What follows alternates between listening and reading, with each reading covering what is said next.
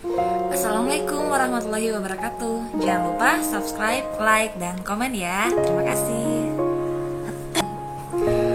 Hai anak-anak, apa kabarnya? Nah, sekarang Ibu akan membahas mengenai cover.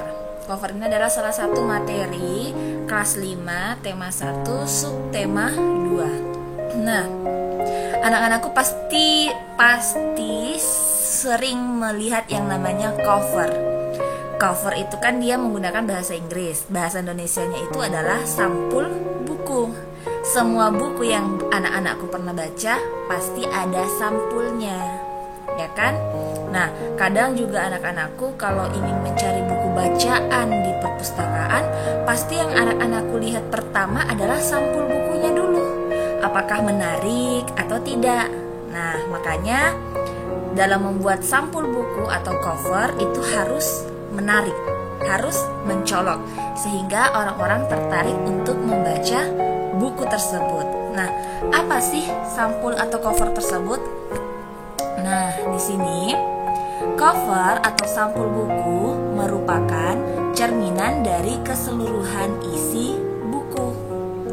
Jadi dari melihat covernya, dari melihat sampul bukunya, kita sudah bisa tahu, oh buku ini membahas mengenai ini, oh buku ini bercerita tentang ini, ya.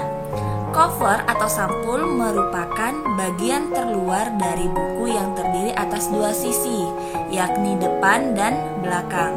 Kedua sisi ini saling mendukung dan melengkapi serta menguatkan isi dari buku.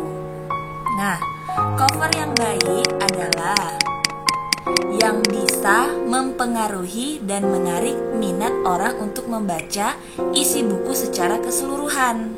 Nah, untuk itu maka sebuah cover harus memenuhi unsur-unsur berikut. Nah, di sini ada 7 unsur.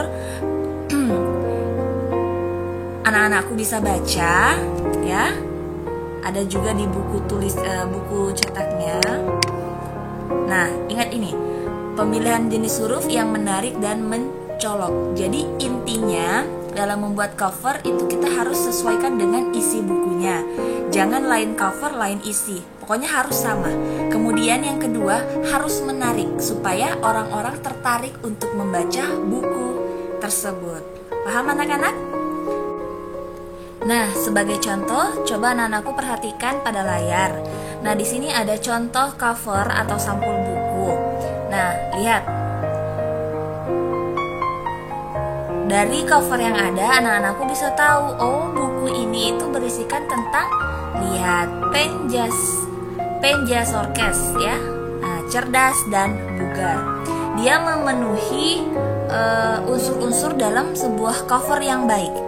Pertama, terdapat judul dengan pemilihan jenis huruf yang menarik dan mencolok. Lihat, ada judulnya, ya kan? Unsur yang kedua, terdapat kalimat penjelas judul yang singkat dan mudah dipahami. Nah, ini dia, ya kan? Kemudian unsur yang ketiga, terdapat nama penulis. Adakah nama penulisnya? Ini dia nama penulisnya, Priyanto Marianto. Kemudian berikutnya, terdapat identitas penerbit. Ini identitas penerbitnya. Kemudian berikutnya, menyertakan gambar yang menarik. Nah, gambarnya menarik kan? Ada gambar 3 orang anak sedang lari. Di belakang ini juga, ya kan? Dia lari di tengah pedesaan. Nah, menarik sekali gambarnya. Kemudian terdapat sinopsis, isi buku pada sisi belakang. Nah, nih lihat nih. Nah, cuman rata-rata kalau buku pelajaran itu jarang ada sinopsisnya yang terlalu panjang. Mungkin kalau buku cerita, buku seperti novel, dongeng, begitu cerpen, ada di belakangnya di sini biasanya, ya. Kemudian yang berikut, terdapat identitas buku pada punggung buku. Ya, ini dia. Ini yang dikatakan punggung buku. Ada identitasnya? Ada. Ini dia. Oke? Paham anak-anak? Assalamualaikum warahmatullahi wabarakatuh.